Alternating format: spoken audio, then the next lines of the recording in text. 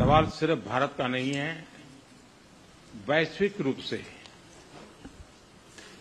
हम इस मत के हैं कि गैर कानूनी तरीके से जो लोग दूसरे देशों में होते हैं उनको वहां रहने का कोई कानूनी अधिकार तो है नहीं। हमने हमेशा कहा है कि जो वेरीफाइड होगा, कि जो सच्चे अर्थ में भारत का ही नागरिक होगा, वो अगर अमेरिका में गैर कानूनी तरीके से रहता है तो उसको वापस लेने के लिए भारत तैयार है। ह्यूमन ट्रैफिकिंग में जुड़े हुए पूरे इकोसिस्टम पर हमने वार करना चाहिए। अमेरिका और भारत मिलकर के हमारी कोशिश है और हमारी कोशिश रहनी चाहिए। Prime Minister, the US is giving a lot of push to curb illegal immigration, and India has been cooperating on this issue. How does India see this issue in the larger context? Thank you.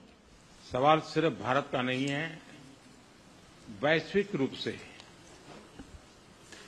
हम इस मत के हैं कि गैर कानूनी तरीके से जो लोग दूसरे देशों में होते हैं उनको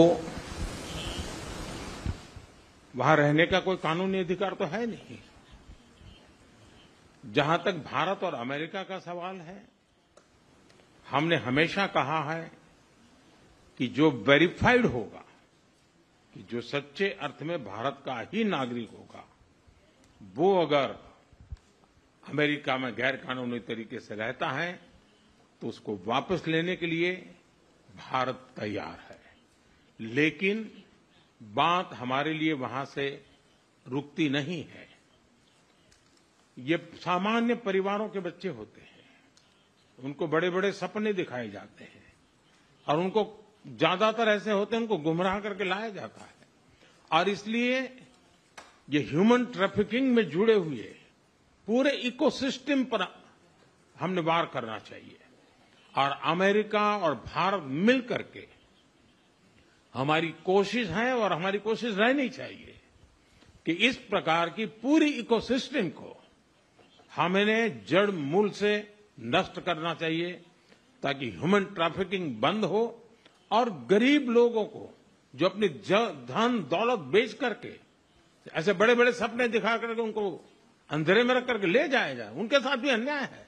और इसलिए हमारी बड़ी लड़ाई उस पूरे इकोसिस्टम के खिलाफ है और मुझे विश्वास है कि राष्ट्रपति ट्रंप भी इस इकोसिस्टम को खत्म करने में भारत का पूरा सहयोग करेंगे।